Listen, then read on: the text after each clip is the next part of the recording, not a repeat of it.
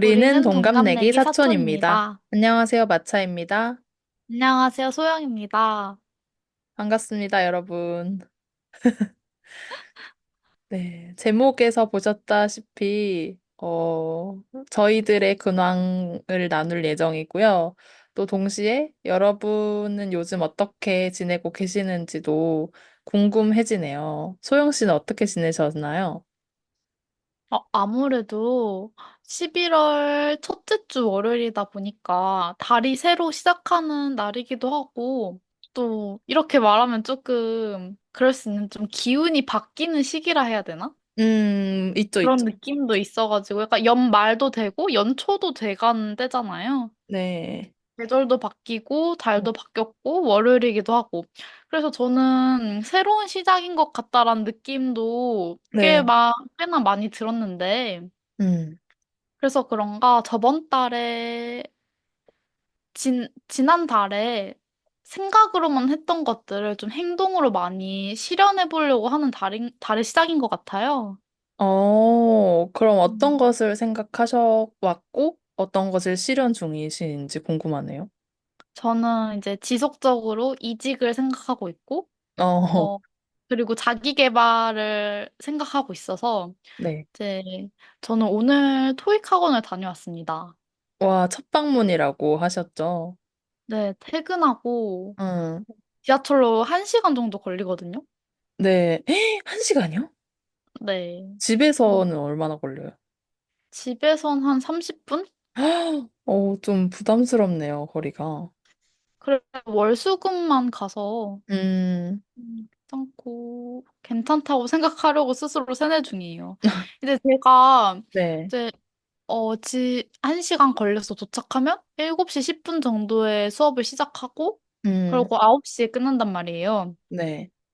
어, 저는 인터넷 강의나 뭐 라이브로 줌을 켜고 보는 수업에 대해서 그렇게 집중도가 좋지가 않거든요. 그 네네. 현장에서 사람들이랑 같이 하는 게 저한테 동기부여도 되고, 음, 음, 저도 뭔가 공부를 할 자세가 되는 것 같은데, 네.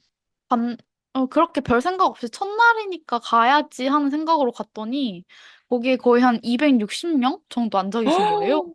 완전 대형 강의실이었어요? 오, 네, 맞아요. 아, 그래서, 와, 대박.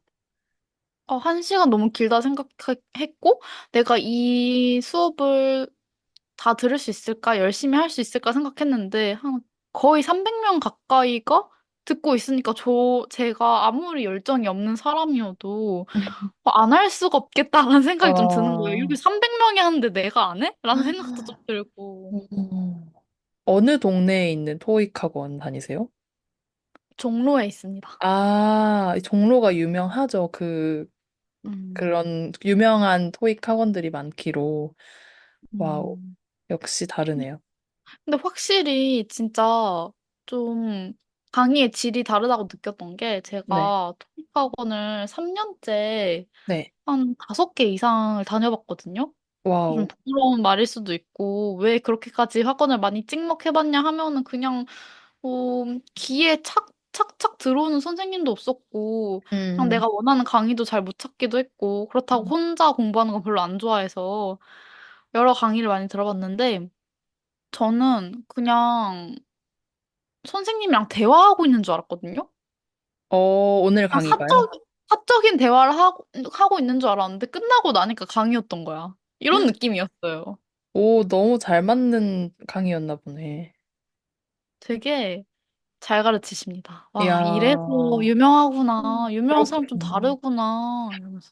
맞아요. 소영 씨는 항상 뭘 하고 있어요. 그러니까 어떤 저희 자매 패밀리의 소식 정보통에서 들려오는 것도 그렇고, 또는 우리가 이렇게 매주 연락을 하는데도 뭔가 행동을 하고 계시더라고요. 그래서 이젠 놀랍지도 않습니다. 아, 시작했냐? 또 뭘 하고 네, 있구나. 멋지구나. 이번엔 뭘 배우니? 잘해봐라.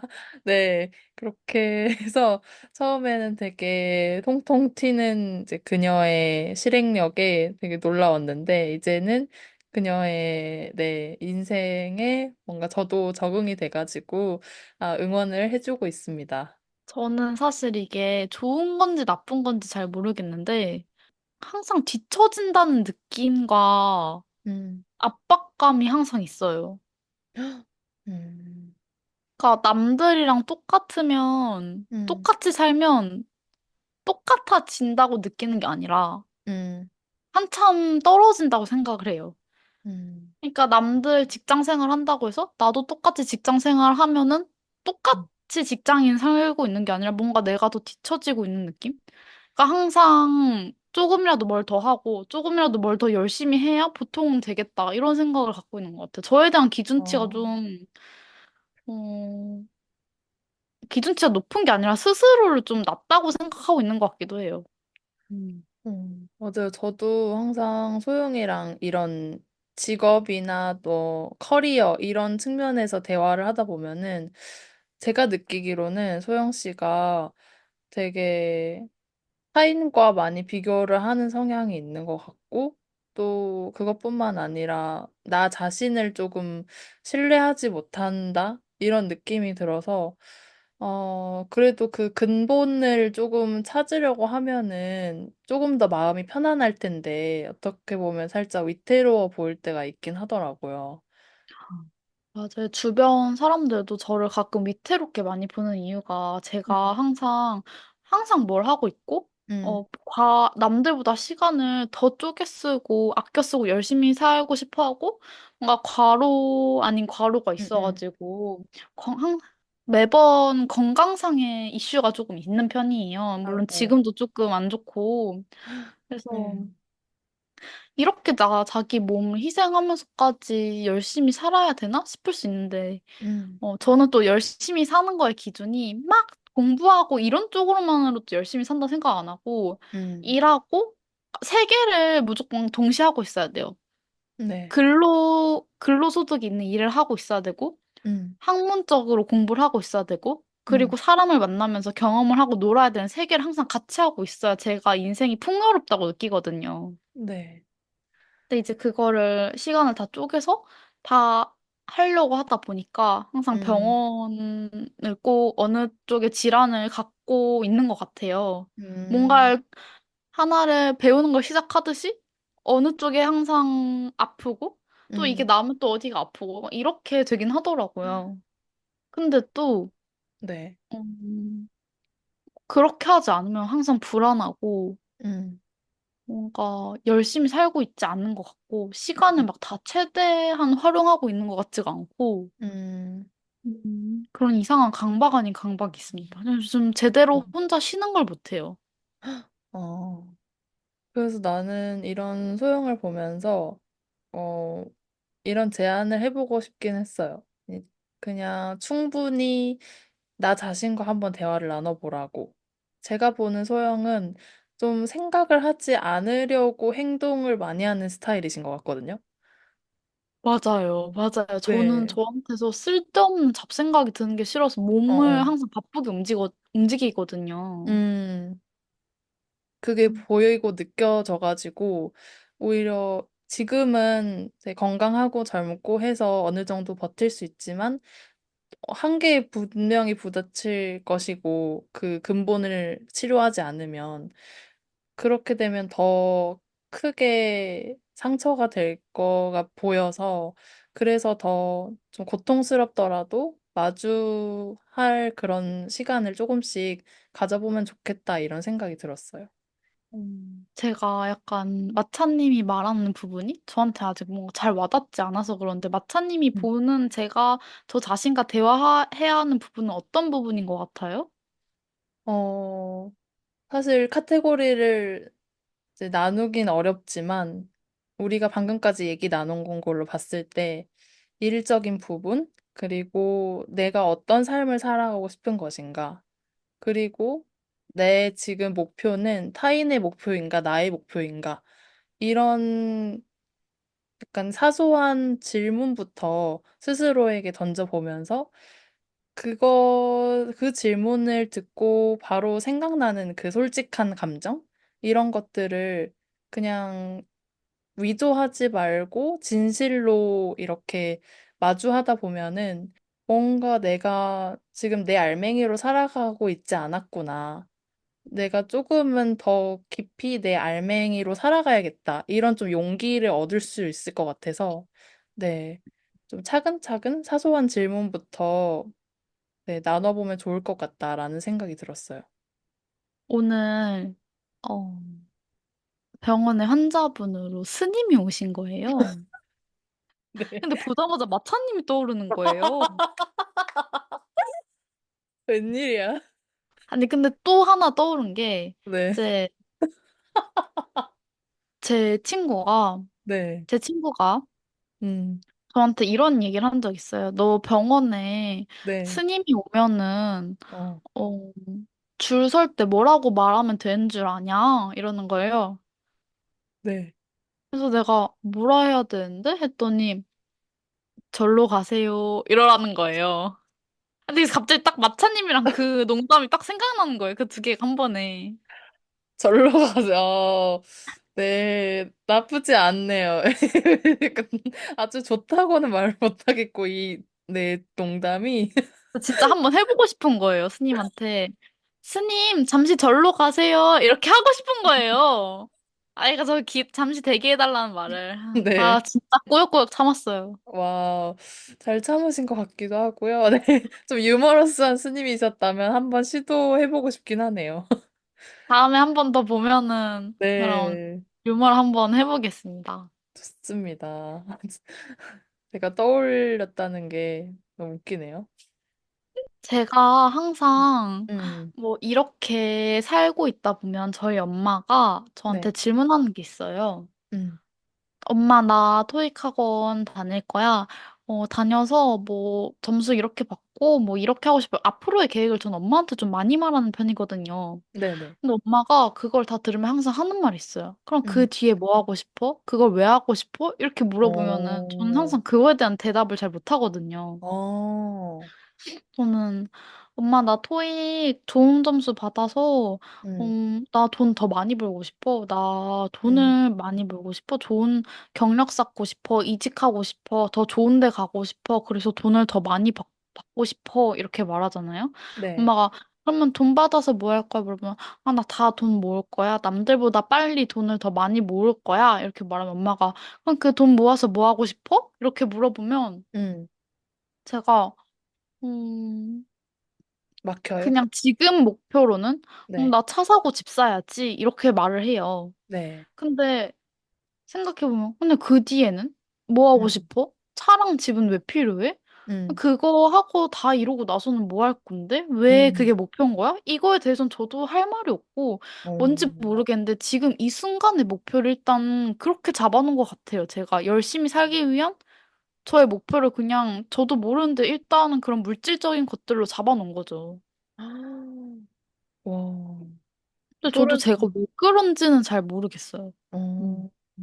어, 소름인 게 음. 제가 이제 몇 년 전부터 제 독서 모임을 만들었고, 거기에 계속 몇 년간 참여해주신 그 미국에 살고 계신 어떤 사업가분이 계세요. 근데 그분이 약간 볼을 트신 분이에요. 그러니까 제가 보기에는 매일 수련을 하시고 있고, 네, 약간 어느 불교나 뭐 종교는 없지만 그냥 본인을 되게 열린 마음으로 그냥 어떤 상황이 다가와도 그냥 내 길을 간다. 그 상황도 나름의 의미가 있겠거니 하면서 다 수용하시고 통과시키는 분인데 그분이랑 이제 대화를 나누게 되었어요. 이제 한 네다섯 명끼리 모여서. 그래서 이런저런 근황 얘기도 하고 미래 얘기도 하는데 그분이 그 다른 분의 어떤 꿈 얘기를 들을 때마다 그렇게 이모가 소영이에게 말씀하시고 물어보는 것처럼 네, 그래서 그다음 뭐 할 건가요? 그래서 그다음 뭐 할 건데요? 네, 그렇게 집을 사면요? 아, 그렇게 해외여행 가면요? 네, 그렇게 모든 것을 정복하면요? 이렇게 했는데 다들 어느 순간에는 막히더라고요. 음. 그리고 이 막히지 않고 타고 타고 타고 결국에 그 궁극적인 목표가 있는 그 사람이 진짜 자신의 인생을 사는 거다. 이렇게 말씀을 하시면서 약간 거기 있는 모든 분들께서 좀 생각에 많이 잠기시는 그런 상황이 있었거든요. 그래서 되게 이모의 그 질문이 제가 겪었던 그런 상황과 오버랩 되면서 너무 깊이 와닿았네요. 근데 저희 엄마는 이제 그런 음. 질문을 하신 다음에 마지막으로 하는 말이 그럼 그 돈 벌어서 엄마 줘라고 말하기 때문에 너무 그렇게 막 아, 감명 깊게 받으시진 않아도 돼요. 그래도 네, 감명을 충분히 받고 나서 깨게 해주셔서 감사했고요. 저는 그래서 항상 마지막엔 저는 그냥 나는 행복하고 싶어라고 말하는 편이거든요. 네. 근데 또 깊게 들어가 보면 이제 아파트와 자동차가 저에게 행복을 줄 수 있을까? 뭐 음, 아파트 브랜드와 음, 자동차의 어떤 로고가 나의 행복을 결정 지을까? 그러면 대학 간판도 나한테 행복을 줬나? 싶으면 진짜 아니거든요. 그런데 전 아직도 그 진짜 행복이 뭔지 모른 채 일단은 눈에 보이는 물질적인 목표를 놔두고 음, 살아가는 거죠. 음. 음, 그리고 저의 또 다른 목표는 그렇게 돈을 많이 벌고 싶은 이유 중 하나가 엄마와 할머니를 행복하게 해주고 싶다라는 마음이 좀 있어요. 저는 돈으로 모든 걸 살 수 없을진 모르지만, 약간 음, 저희 엄마와 할머니는 돈을 많이 행복해 하기 때문에 제가 여유롭게 돈을 들이고도 저도 풍족할 수 있는 그 정도의 생활을 하고 싶어서 좀 더 아등바등 열심히 하려고 하는 것 같아요. 음, 또 저는 생각보다 남들보단 좀 의존적인 사람이라 살아가는 데 있어서 저보다는 타인이 목표일 때가 많아요. 음, 제 직업적인 것도 그렇고, 그냥 앞으로 인생도 그렇고, 결혼도 그렇고, 음, 물론 내 인생이 내가 주체가 돼야 되는 건 맞지만, 그냥 내가 사랑하는 사람들의 행복을 보는 게 내 목표이고, 내 행복이라면은 그냥 그렇게 살아도 되는 게 아닌가 싶기도 해서. 음, 제가 사랑하는 사람과 주변 사람들의 행복이 저의 목표일 때가 많은 것 같아요. 그래서 음, 지금 돈이 목표고, 내가 행복하는 게 목표고, 뭐 이런 것들을 깊게 생각해 보면은, 사실은 이것도 맞지 않을까라는 생각을 조금 해요. 저는 여기서는 조금 소영 씨와 다른 가치관을 가지고 있는 것 같아요. 어, 약간 제가 생각하는 제 인생 목표는 타인의 목표를 가져올수록 더 불행해진다라는 그런 신념이 뿌리 박혀 있는 것 같아요. 그리고 그게 흔들릴 때도 많죠. 왜냐면 좋아 보이는 것도 많고, 부러운 것도 많고, 또 질투가 날 때도 있으니까요. 그런데 그때마다 조금 마음을 다잡으려고 하죠. 왜 그렇게 생각하냐면, 음, 타인의 목표가 너무 많이 바뀌더라고요. 응. 너무 많이 바뀌고, 세상도 너무 빨리 변하고, 그리고 그 빨리 변하는 거에 비해 내가 너무 오래 살고, 그래서 그럴 바에는 목표가 계속해서 불안정하게 바뀔 바에는 그냥 내가 설렘을 느끼고 즐거움을 느끼는 그 목표를 두어야겠다. 라는 생각을 어느 순간 하게 됐고, 그래서 간호학과를 뛰쳐나오게 된 것도 그러한 좀 근본적인 마음과 그냥 제 생각에 근거해서 그런 행동을 좀 두렵지만 하지 않았나, 이런 생각이 들었어요. 마차님이랑 저는 진짜 어떻게 이렇게 특히 이렇게 다를 수가 있나 싶기도 한데, 저는 음. 한편으론 네. 타인의 목표가 쉽게 바뀌는 게 오히려 저한텐 좀 더 괜찮은 것 같아요. 아, 정말요? 왜냐면, 오. 어, 이제 그럼으로써 그 다음 목표도 생기고, 그 다음도 생기고, 그 다음도 생기는 기분이 음. 들어요. 어, 아, 그래서 뭔가 내가 갈피를 못 잡을 때 네. 또 타인을 참고하는 느낌도 들고, 음, 그냥, 내가 이렇게까지 20대 중반이 되도록 내 인생에서 내가 제일 중요한 핵심이 뭔지를 내가 구체적으로 잡지 못하고 내가 타인이라고 정했을 때 네. 그냥 타인을 두고 보면 또 이런 생각도 들어요. 어, 이 정도면 나도 지금 음, 행복한 축인 거 아닌가? 음, 나도 좀 괜찮은 편에 속해 있는 거 아닌가 싶을 때 네. 그냥 같이 행복감을 느끼는 것도 있는 것 같아요. 오히려 아, 단순하게 내가 어, 행복하지 않고 내가 불행할 때 타인이 어, 그 내 표준 가치 값이 음, 타인들한테는 행복도일 때 아, 나도 그냥 마음 편하게 조금 안심하고 행복할 수 있는 아, 그런 부분도 있는 것 같아요. 어, 음. 그러네요. 아, 우리는, 이 정도면 좀 행복을 느껴도 되는 아, 정도구나 했을 때 안심하고 아. 행복해하는? 어, 맞네요. 말씀하셨듯이 타인과 이제 대조를 하면서 좌절할 수도 있지만 또 비교적 쉽게 행복을 얻을 수도 있는. 음, 그래서 저는 항상 제 목표가 음, 마차님처럼 확실한 게 아닐 때도 있고, 나의 행복이 뭘까에 대해서는 항상 명확하지 않을 때, 그냥 네. 남들의 행복의 기준을 빌려서 제가 행복해 하는 것도 있어요. 아, 음. 대화를 나눠볼수록 소영님과 한번 템플스테이를 가보고 싶다는 생각이 들어요. 근데 저도 우리가, 템플스테이 한번 네, 가보고 싶었어요. 네. 그쵸. 우리가 이런 진대를 나눠 본 거는 많거든요. 근데 그래서 저는 소영 자신과 대화를 많이 나눠볼 줄 알았어요.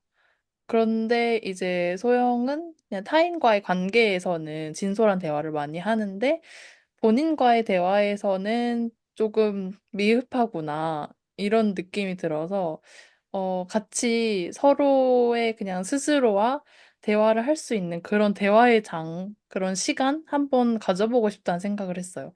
근데 마차님이, 제가 저와의 대화에서 미흡하다고 느낄 수 있는 점은 제가 저에 대한 결론이나 그런 확신, 정답 같은 걸 잘 못 내리고 일단 앞만 보고 달려가고 있기 때문이라고 생각할 수 있는데 저는 이 상태 그대로도 답이라고 생각할 때가 있거든요.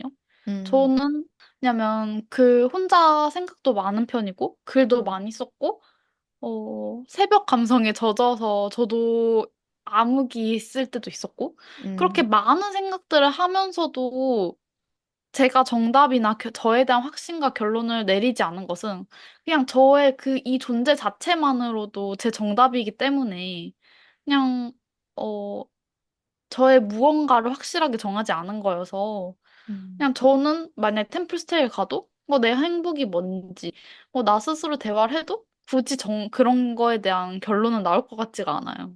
음. 맞아요. 존재 자체가 정답이고 각자 다양한 성질을 가지고 있는 사람들이기 때문에 네, 어떻게 판단할 수는 없는 것 같습니다. 이제 마차님의 방법은 또 자기 자신과 대화를 많이 하는 방법. 저만의 방법은 이제 주어진 것을 빠르게 쫓아가면서 음, 어, 불확실한 것들을 확실하게 만들어 보려는 방법? 그런 것들이 있는 것 같고. 네. 그래서 이제 각자의 방법으로 열심히 달려가고 있는데, 그래서 마차님은 요새 어떻게 지내셨나요?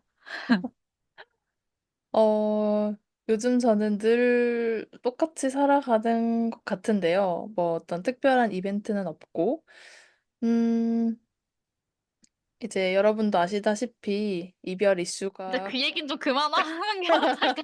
아니 지금 근데 이걸 안 할 수가 없잖아. 네, 이별 저는 궁금한 게 마차님이 똑같이 살아가고 있다는 일상 또한 궁금해요. 저는 마차님의 똑같이 네네. 살아가고 있는 루틴을 모르거든요. 아, 뭐 독서 모임도 계속 하고 있으신지 몰랐고, 뭐 작업 같은 것도 언제 몇 월에 뭘 올리시는지도 모르고. 네네.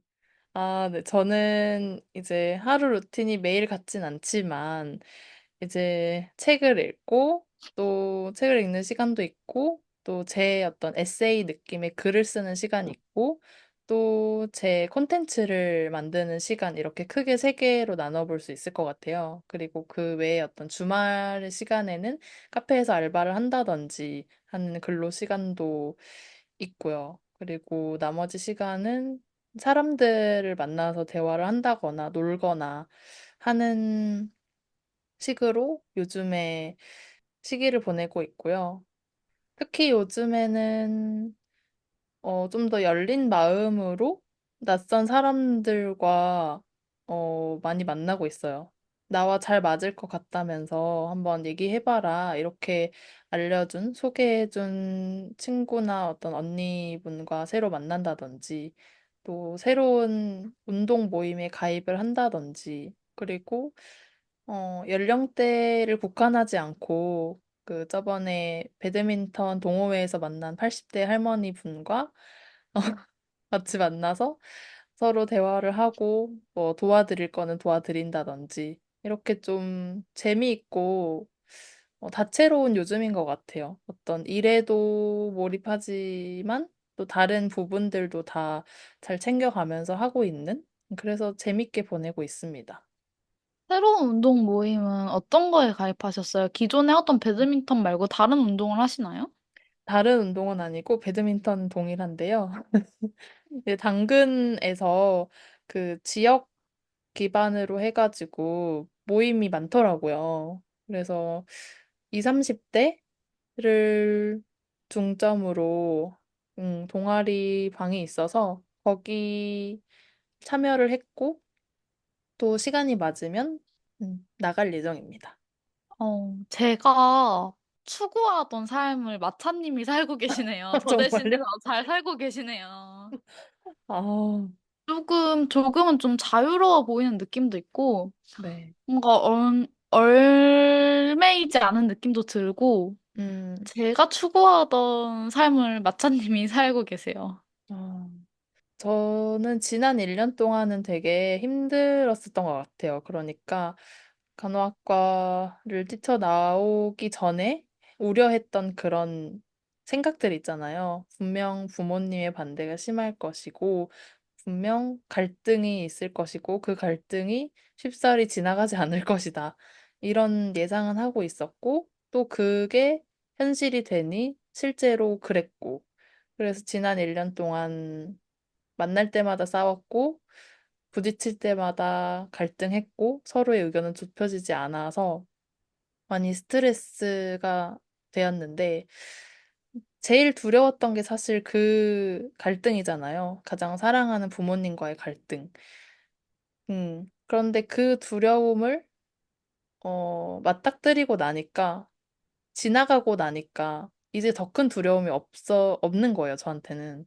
그래서 마침내 좀 자유로움이 말씀하신 대로 찾아왔고, 이제는 갈등이 아예 없진 않지만, 그때와 비슷한 강도로 갈등이 오더라도 조금 좀 가벼운 마음으로, 어, 부모님과 대화를 할 수 있어서 그렇게 큰 스트레스는 없는 요즘입니다.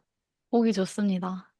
어떻게 보면 저는 마차님이 오히려, 모든 관계에서의 구속이 네. 없어진 것 같고, 제 음, 마차님의 온전한 자유의지로, 마차님이 원하는 모습을 가진 형태로 관계를 새롭게 시작하는 것 같아요. 네.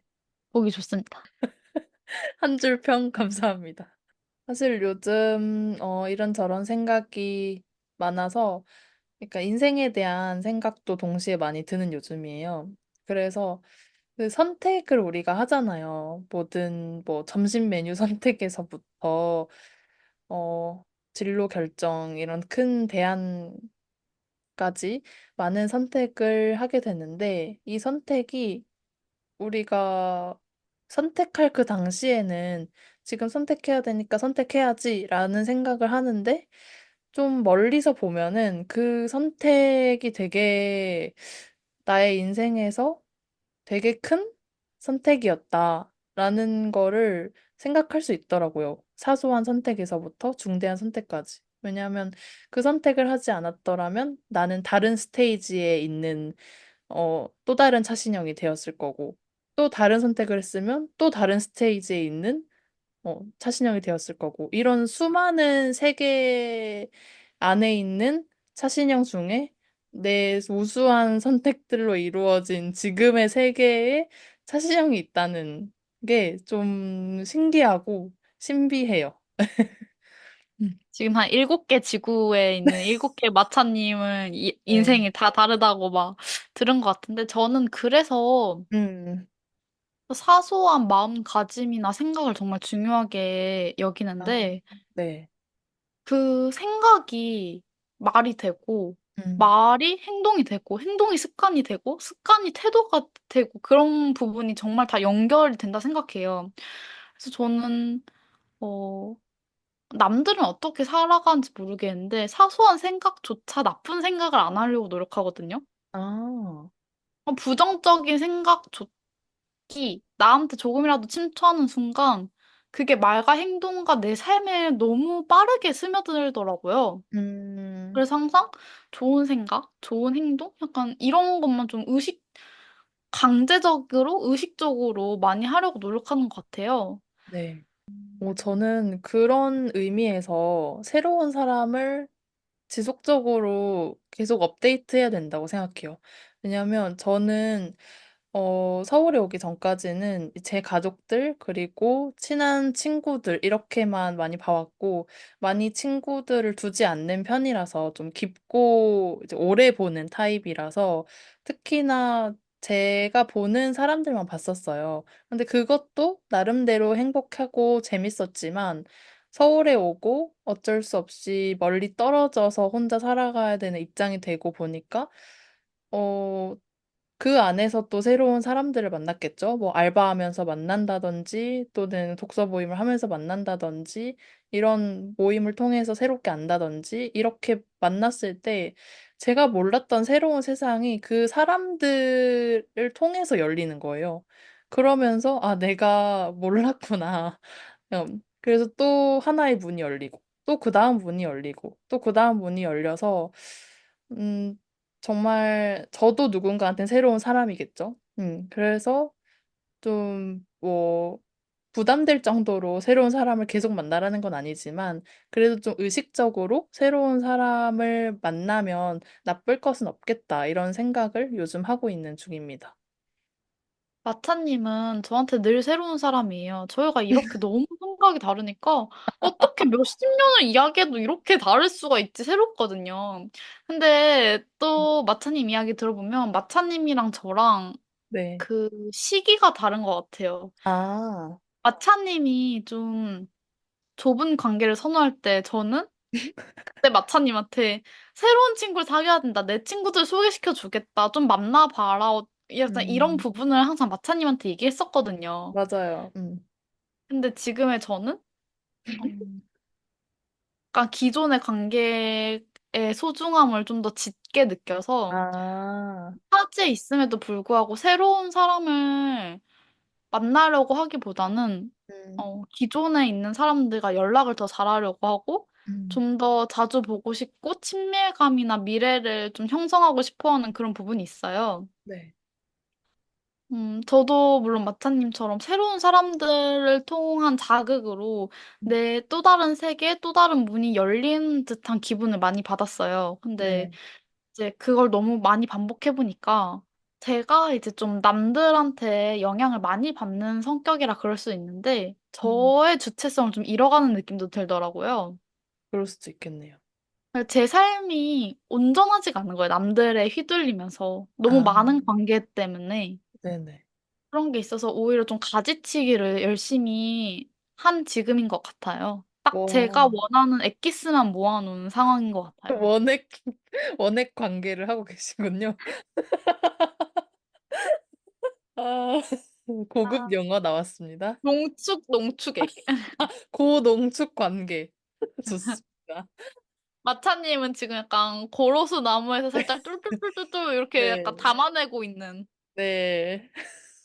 마차님도 이제 그런 과일 같은 사람들을 다 따가지고 즙을 음, 짜면은 농축액이 나오지 않을까라는 생각을 합니다. 음, 네, 정말 말씀하셨던 대로, 시기가 다른 것 같고, 또, 뭐가 맞고 틀리냐도 없을 뿐더러, 네, 각자의 시기에 맞는 인연대로 잘 보내고 있는 것 같네요. 마차님이랑 저랑 오히려 음, 시기가 달라서 서로를 재밌어요. 이해할 수 있는 부분도 있고 재밌는 부분도 있어요. 네. 근데 이제 그 시기를 겪어보지 않았을 때 다른 타이밍이면 서로를 이해하지 못했을 수도 있지만 겪어봤으면 아, 그런 마음이구나. 그런 현재구나. 이렇게 좀 이해할 수 있는 것 같네요. 지금에서야 서로를 이해하고 있다는 뜻입니다. 네, 저희도 이제 한 살, 두 살 나이가 먹고 경험이 그래도 많아지면서 그런 점이 또 재밌는 포인트가 되겠네요. 저는 요새 오히려 네. 새로운 사람 만나는 게 좀 무섭더라고요. 아, 정말요? 어. 네. 그렇게 일을 하는 직업 특성상 그렇게 많은 사람을 만남에도 불구하고, 음, 오히려 직업이 이래서 그런 걸 수도 있어요. 제가 너무 외래에 있으니까, 네. 하루 종일 많은 환자들이랑 많은 대화를 하니까, 그냥 음. 좀 일이 끝나고 나면은 말을 하기가 싫더라고요. 음. 아, 사실은 이 녹음도 네. 처음에는 약간 제 오히려 환자분들한테 겉도는 얘기만 항상 하니까 저에 네. 대한 이야기를 할 수 없어서 표현의 욕구가 막 넘쳤는데 음. 가끔 녹음할 때 이 목이 아파요. 왜냐면은 아, 일을 하면서 목이 너무 아픈데 어머나. 녹음할 때도 목이 아픈 거예요. 그래가지고 아이고. 하지만 그렇게 또 농도 깊은 대화 할 수 있어서 네. 좋습니다. 고농축 대화하고 있습니다. 원액 대화. 원액대요. 그러면 마차님은 지금 이렇게 다채로운 삶을 네. 살고 계시잖아요. 네.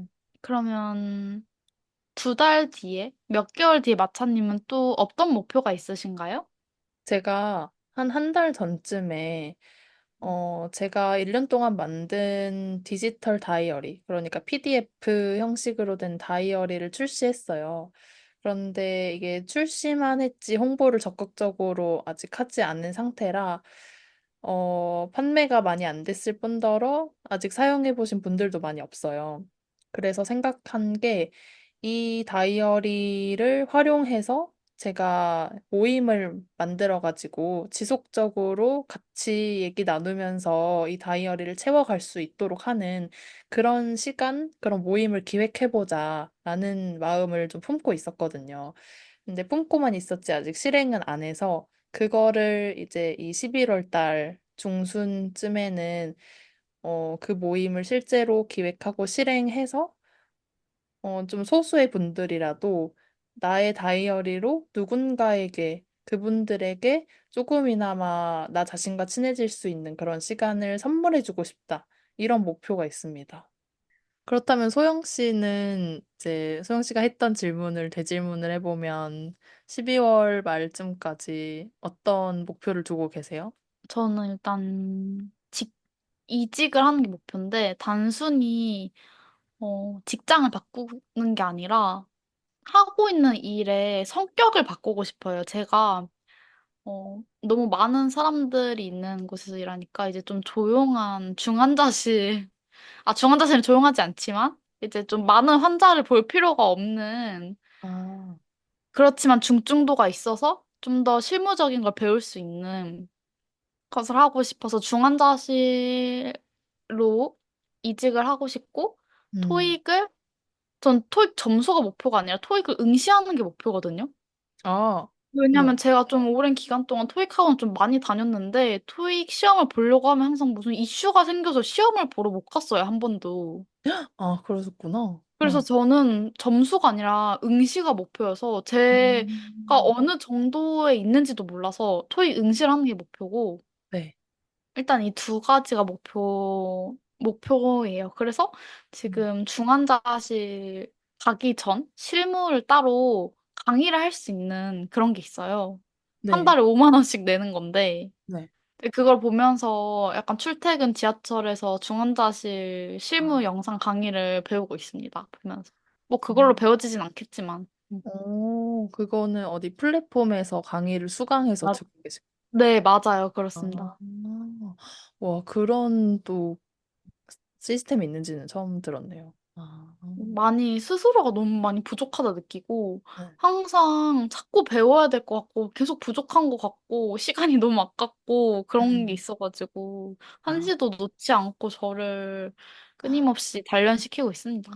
좋습니다. 우리가 이제 12월 말까지도 계속 에피소드를 이렇게 대화하면서 녹음을 할 테니까 그때쯤엔 저희가 목표로 둔 그런 것들을 다 이뤘을 것 같아요. 왜냐하면 막 그렇게 거창하지도 않고 좀 현실적이고 정말 마음에서 우러져 나오는 목표이기 때문에 충분히 이룰 수 있을 것 같아서 그때 또 목표에 대한 얘기, 또 새해로 바뀌는 그 시점엔 또 목표가 국룰이잖아요. 대화거리 중에. 그래서 그때 한번 점검을 해보겠습니다. 마타님, 저는 네. 제가 2년 전부터 쓰고 있는 일기장이 있어요. 오, 지금도 쓰세요? 네, 제가 2년 전이 아니구나. 2023년 1월에 산 일기장이 있어요. 이거를 좀 꾸준히 쓴 편이어서, 네. 어, 안에 굉장히 글이 많거든요. 네. 어, 그리고 제가 맨 처음에 앞장에다가, 위시 드림 365라고, 매해년 목표를 써놨어요. 오, 그러니까 23년 목표, 24년 목표를 써놨었거든요. 네. 그런데 이게 진짜 소름 돋는 게 저는 이걸 써놓고 제가 이게 목표였는지도 잊고 살았는데 그 다음에 나중에 지나서 읽어보면은 어느 정도 이루어져 있는 게 항상 신기해요. 우와. 이게 진짜 사람 마음가짐이 항상 중요하다고 느껴요. 그래서 아, 하고자 하는 방향이 항상 마음가짐에 어느 정도 확실하게 해놓으면 내가 이걸 생각하지 않아도 이 방향으로 계속 가고 있구나. 음. 하는 생각이 들어서 작년이 조금 저에게 힘든 시기여서 많은 일들이 있어서 조금 다소 내용이 우울해서 목표는 좀 거창하지 않은데 음. 23년이 첫 번째가 2023년이 다 지나갈 때쯤엔 한 해 동안 가장 많은 사랑을 받는 사람이 되어 있다가 1번 목표였어요. 네. 그리고 두 번째는 난 너무 사랑스럽고 매력 넘치는 인간이다. 그러고 그렇게 될 거고, 계속 그렇게 유지할 거라는 거로 써놓고, 네. 세 번째는 항상 긍정적이고, 밝고, 주변에 사람이 많은 상태를 계속 유지하고 싶다. 이런 식으로 써놨어요. 근데, 또 지나서 보면은, 저는 이걸 다 이룬 것 같은 거예요. 너무 만족하는 거예요. 주변 사람들에게 받은 사랑과, 내 매력과, 내 밝고 긍정적인. 이게, 이걸 쓸 때 당시는 자신이 없어서 음. 써놨는데, 계속 지나니까 전 이거에 다 자신이 있어서 다 클리어를 한 느낌이 들더라고요. 아, 그리고 좀 24년 목표는 어, 공개하지 않겠습니다. 이거 어머나. 이뤘는지 내년에 혼자 또 체크하고 말씀드릴게요. 아, 알겠습니다. 네. 이렇게 기가 막힌 포인트에서 끊어버리시면 어떡합니까? 네, 우리. 내년에 계속 들어주시면 언젠가는 네, 발표해 주신다고 합니다. 그러니까 계속 저희의 대화를 들어주세요. 제가 은근 부끄러움 많은 여조 승려여가지고. 네, 저 좀 궁금하신 부분에 대해서 제 일기를 하나 읽어드릴게요. 좋아요. 어떤 저의 생각이 궁금한 파트가 있나요? 작년에 힘들다고 했잖아요. 네. 완전히 그냥 저 밑에 혼자 있는 그런 느낌이 들 때가 있으셨다 했는데, 그때도 일기를 쓰셨는지 궁금하고, 그때 쓰셨으면 어떻게 적었는지 그 내용이 간략하게 궁금해요. 저는 좀 일기가 행복한 순간이 아니라 제가 힘들 때 저의 감정을 배설하는 수단으로 많이 음, 쓰거든요. 네. 그래서 유독 작년에 일기가 많은 것 같아요.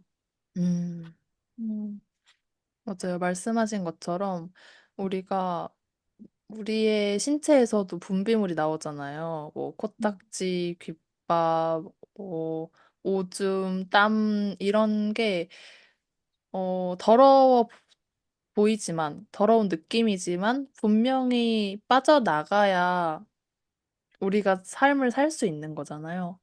그런 거랑 마찬가지로 감정도 똑같더라고요. 눈에 보이지 않고 손에 잡히지 않는 감정들이지만 묵혀 있다면 어떤 방식으로든 글이든 그림이든 또는 누군가와의 대화든 이런 걸로 풀어내야 다른 감정들도 다시 받아들일 수 있고 그렇게 삶을 살아가는 것 같아요. 저는 작년에 저의 일기를 찾았는데, 제가 작년에 제일 힘들었던 부분들은 이별이었던 것 같아요. 사람들과의 이별이 많은 해였어요. 아, 친구든 애인이든 가족이든 음, 직장이든 어, 네, 그런 부분에서 다 이별을 하나씩 다 했기 때문에 그렇구나. 많이 무너져 내렸었는데 23년 9월 1일 나는 누군가 나를 스쳐 지나가는 게 아파서 내가 스쳐 지나가려 했나 보다. 내가 사랑하는 사람들은 날 아프게 한다는 말에 극도로 공감한다. 내가 너무나 그런 사람이라. 미련이 많고 기대도 많이 하다가 실망하고 상처받고 다쳐서.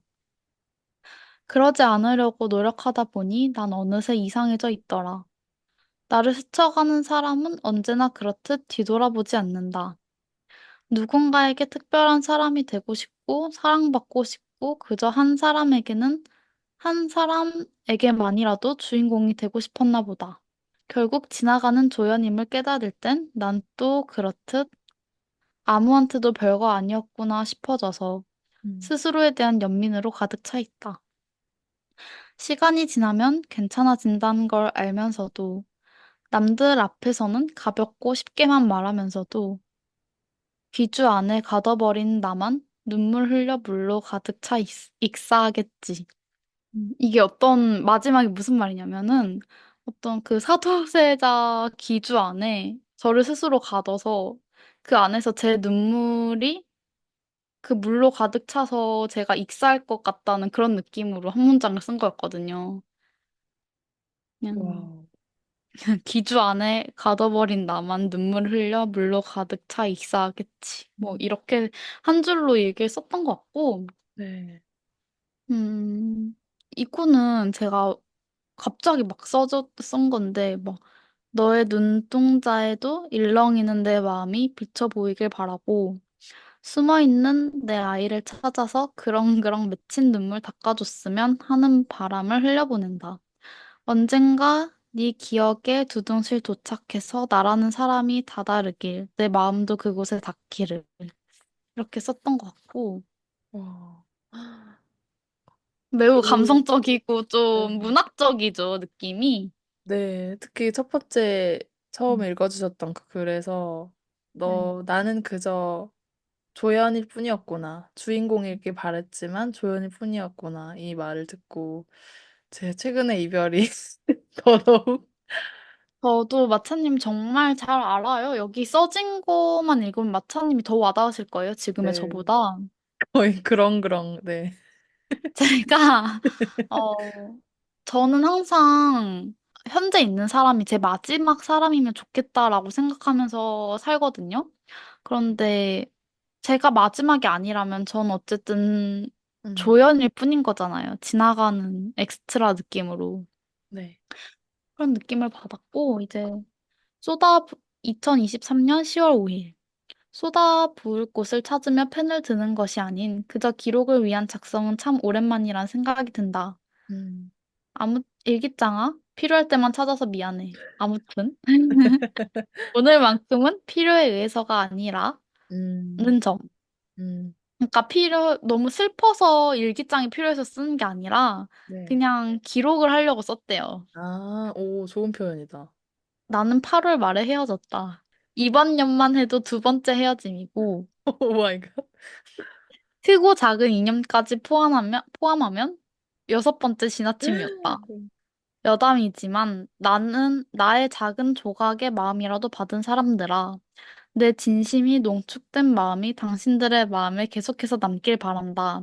음, 누군가에겐 마음을 자꾸 찔러서 아프게 기억되면 좋겠고, 누군가에겐 얼룩처럼 지워지지 않았으면 좋겠고, 음, 단 한순간이라도 당신들의 옷깃이나 바짓가랑이를 안 붙잡은 적이 없다는 걸 알아줬으면 좋겠다.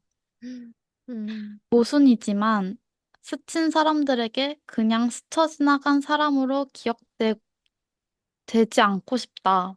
음, 모두에게 소중한 존재로 기억되고 싶은 내 작은 욕심이자 바람이다. 음, 잦은 인연의 지나침은 쉽게 지침으로 바뀌곤 한다. 그래서 본론을 말해보자면 최근에 참 많이 아팠다. 일도 연애도 인간관계도 동시에 무너지는 느낌을 받았다. 모든 것이 허무하게 틀어져 버려 나도 무너졌었다.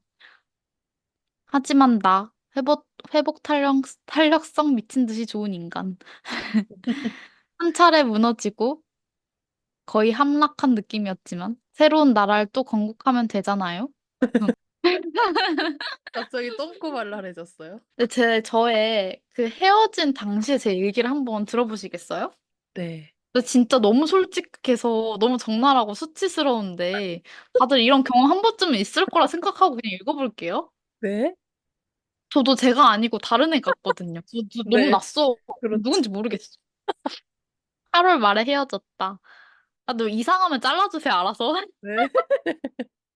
너무 아팠다. 오빠한테 전화해서 울어버렸다. 그렇게라도 내 마음이 닿길 바랬다. 한 달 뒤쯤에 다시 연락이 왔다. 나는 남에게 상처 주는 걸 못해서 차라리 내가 받고 끝내고 싶었고, 나에게 하고 싶은 말이 뭐였을지 궁금했다. 그래서 결국 다시 연락을 했고, 45분 정도 전화를 했다. 서로 기억하는 마지막이 다르기도 했고, 날 많이 좋아했다는 말을 듣고 나니 마음이 괜찮아졌다. 아, 그래도 내가 헛된 시간을 보낸 건 아니었겠구나. 감정이라는 건 눈에 보이지 않아 내가 전달하는 감정들이 어디로 가고 있는지 확실하지 않아 불안할 때가 많다.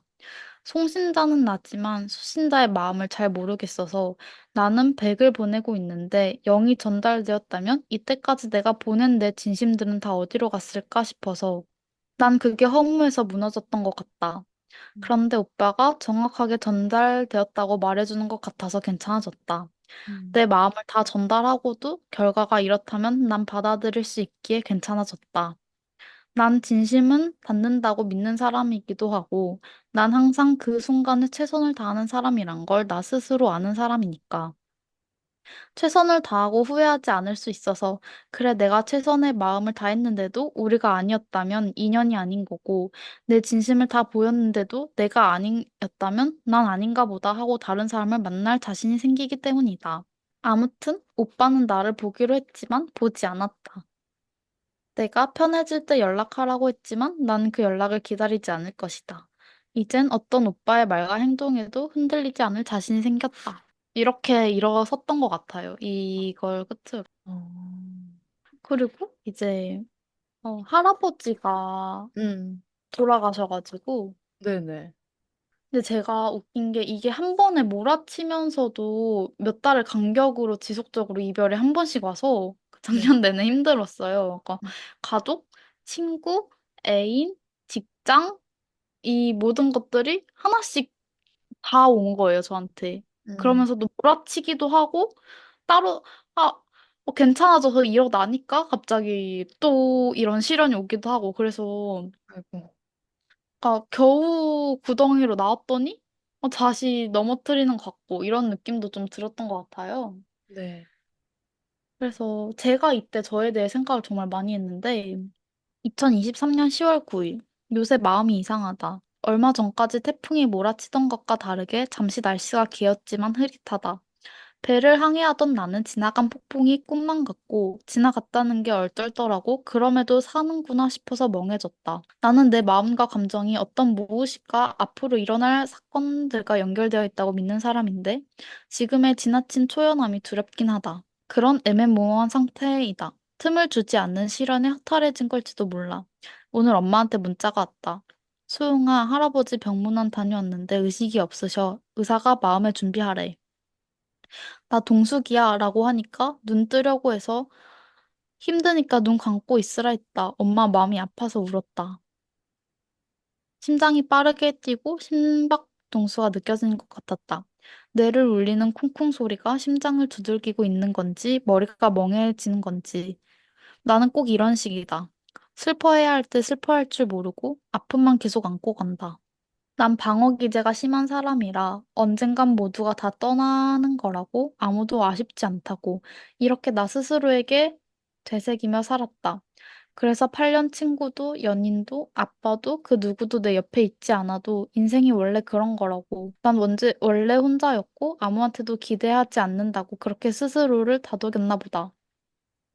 근데 정말 최악인 건 그 누구도 내 곁에 남아주지 않는 것보다 더 최악인 건 나를 사랑해주는 사람을 평생 볼 수 없다는 것.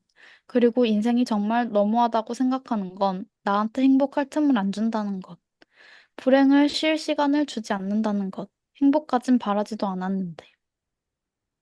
난 내 스스로 연민에 빠지지 않으려고 하는데 나 스스로 나를 다독이게 만든다. 나를 아는 건 나밖에 없으니까 나라도 나를 연민해야 하나 싶기도 하고. 내가 꾹꾹 눌러 참는 사람이라고 해서 남들 모두가 그래야 하는 건 아닌데 늙은이의 투정이라고 치부했던 내가 어이없어서 말이 안 나온다. 할아버지는 어릴 때부터 나에게 세뇌시키듯 복이 많다고 복덩어리라고 넌 꼭 크게 될 거라고 그렇게 말해줬는데 지금의 내가 너무 초라해서 슬프다. 그리고 할아버지한테 마지막 편지를 써놨었거든요. 진짜요? 네.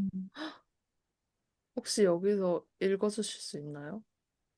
당신의 75년을 난 다 알지 못하지만 내 23년 전부는 함께 해주셔서 감사합니다.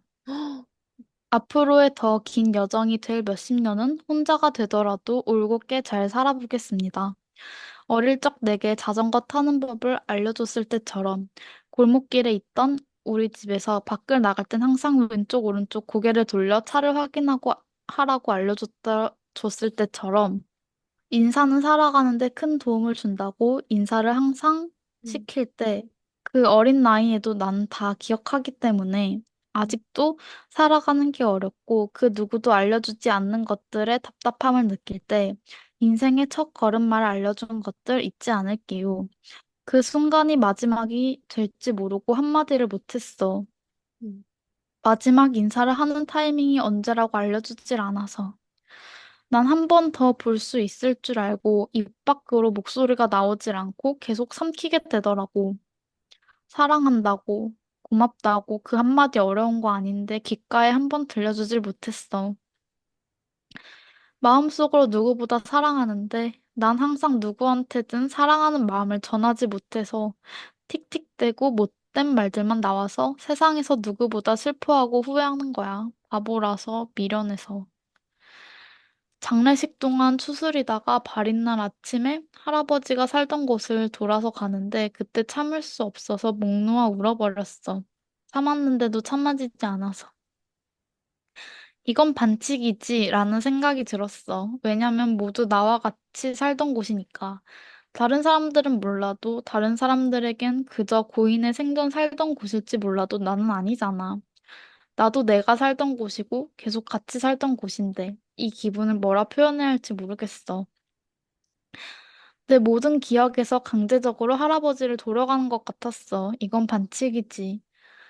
난 나한테 너무 가혹하고 혹독하다 생각했어. 그냥 노인 한 명이 아니잖아. 그냥 할아버지가 아니잖아.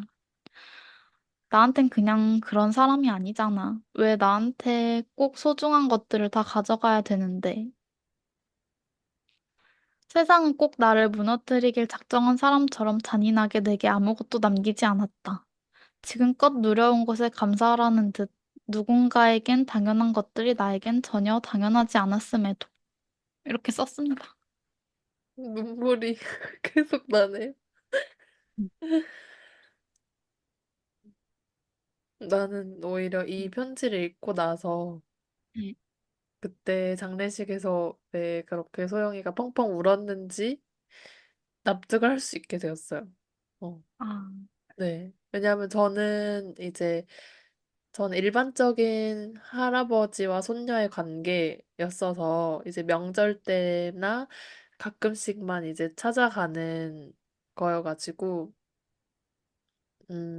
소영이가 이렇게까지 무너져 내리는 걸 보면서 좀 의아한 감정이 사실 컸는데, 편지를 읽어보니까, 어, 정말 할아버지가 아니었고, 그 장소가 그냥 그 고인의 머물던 장소만이 지나지 않아서 그걸 처음 깨닫게 되는 편지여가지고 더 울컥했습니다.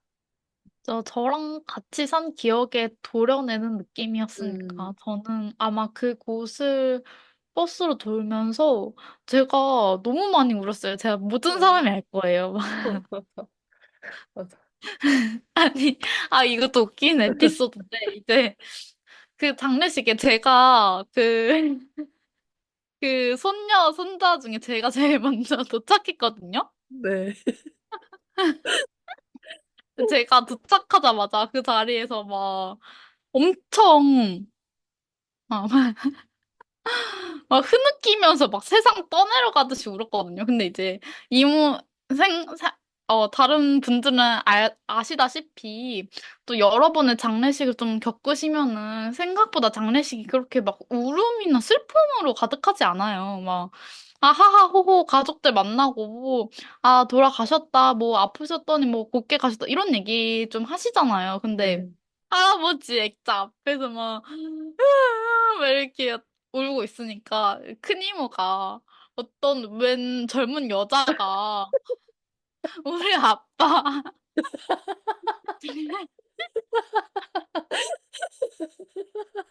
장례식에서 뭐지 다른 데인가 했는데 어, 우리 아빠 장례식에서 어떤 젊은 여자가 막 흐느끼면서 울고 있으니까 또 모르는 관계가 있었나 이러시면서 오신 것 같아요. 아, 진짜. 그래서 웬 여자가 와서 흐느끼나고 어, 봤더니 저였다고. 어. 맞아요. 이모들도 저희 엄마를 포함한 이모들도 많이 할아버지의 사랑을 받고 커왔어서 많이 울었지만 4, 50년 같이 한 이제 아빠와의 관계보다 더 20여 년간을 같이 함께한 손녀와의 지간에서 오는 그 여운이 더 진했구나 이런 생각도 들었습니다. 아무래도 약간 지금으로 따지면 그 음. 출산이나 아이를 키우는 연령이 늦어졌잖아요. 근데 네. 아무래도 그 좀 늦춰진 시기에 딱 맞춰서 제가 저를 키웠기 때문에, 음, 그러니까 과거는 너무 일찍 자식을 키웠다면, 어, 지금은 좀 한참 뒤에 키우잖아요. 근데 제가 그 과거에 음. 할아버지 할머니한테는 좀 시간이 지난 후에 나타난 막둥이. 아기여서 네. 어, 좀 더 정성 들여서 키웠다고 들었어요. 왜냐면 음, 이모들 키울 때는 일하느라 바빠서 약간 정신없이 키웠는데 네. 그게 다 지나고 나니까 이제 집중할 수 있는 시간에 제가 있었던 거죠. 아, 진짜 복덩이네요. 또 웃긴 게 제가 일할 때 네. 40대, 50대 분들이랑 저랑 진짜 잘 맞아요. 막 말씀하시길 저한테 너 할머니 손에서 컸지 이러는 거예요. 오.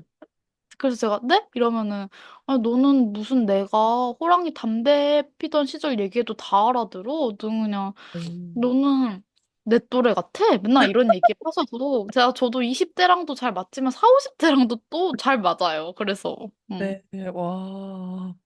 시대 통합이네요. 시대 통합 걸. 갑자기 또 이렇게 말하고 나니까 읽으면서 저도 조금 울컥했는데 음.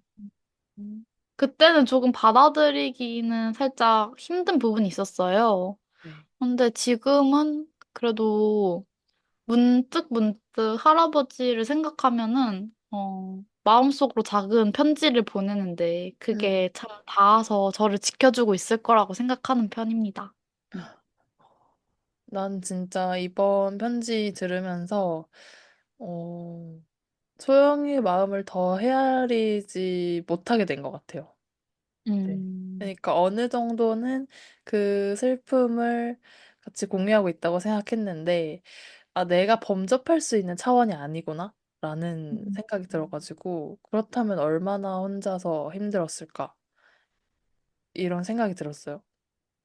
저 대부분의 친구들이 다 아니 음, 왜 할아버지 죽으면 그렇게까지 슬퍼해? 하는데 이제 제가 조금 음, 저한테 그냥 할아버지가 아니었던 거죠. 그쵸, 그쵸. 우리가, 음. 오늘의 요즘의 근황을 말하면서 이야기를 시작했는데, 1시간 정도를 떠들고 있었습니다. 여기까지 희노애, 왔나요? 네. 희노애락이 다 담긴 이번 에피소드인 것 같은데요. 슬슬 마무리를 해볼까 합니다. 이렇게 열심히 사는 모습을 할아버지도 지켜보시고 있을 거고, 저희가 그럼요. 이렇게 열심히 살다 보면 저희도 할머니가 돼서 저희 손녀와 손자들은 또 저희를 이렇게 생각하면서 이제 그렇게 세월이 흘러가는 거겠죠. 그렇죠, 그렇죠. 네. 그리고 저희의 녹음도 네, 흰머리가 날 때도 계속 하고 있길 바라봅니다. 또 이렇게 여운과 아쉬움을 남긴 채 또 녹음도 대화를 끝내보려고 하는 거죠. 좋습니다. 그렇다면, 지난 화의 댓글을 읽어드리고 마무리를 해보도록 하겠습니다. 이번에도 저희 엄마께서 두 개나 장문의 댓글을 달아주셨는데요. 뭔가 내용이 막 그렇게, 어, 이 내용을 다 읽어야 되나 이런 생각도 사실 듭니다.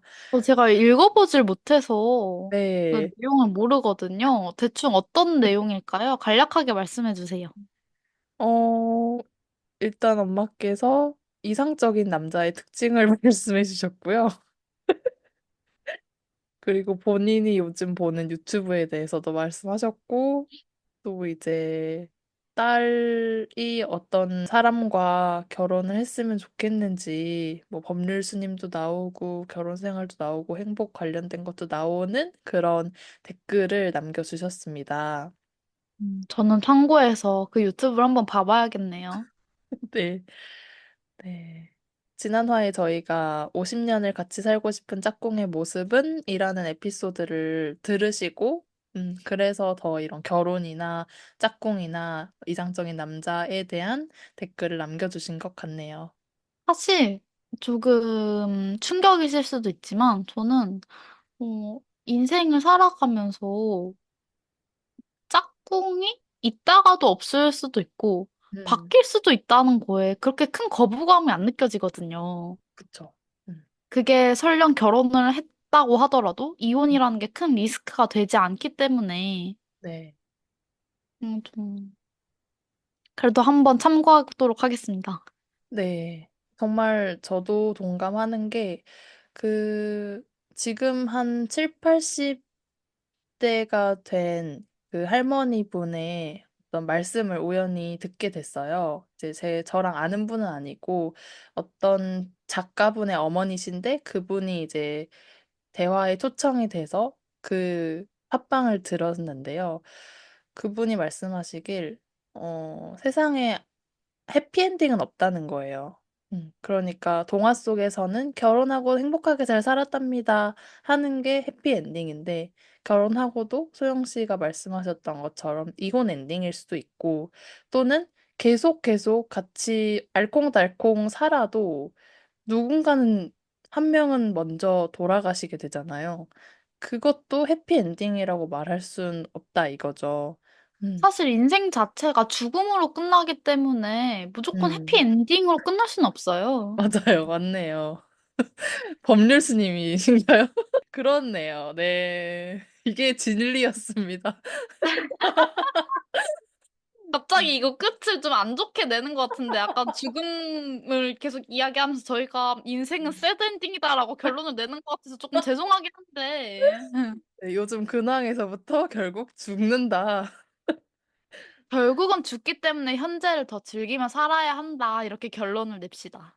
좋습니다. 그렇다면 정말 저희가 인사드리도록 하겠습니다. 가시는 길에 좋아요, 구독, 댓글 해주시면 감사하겠고요. 오늘 저희도 개인적으로 너무 정말 참 재밌었던 대화였습니다. 들어주신 여러분 너무 감사드립니다. 저희는 지금까지 우리는 동갑내기 사촌입니다의 마차였습니다. 소영이었습니다. 뿅! 뿅!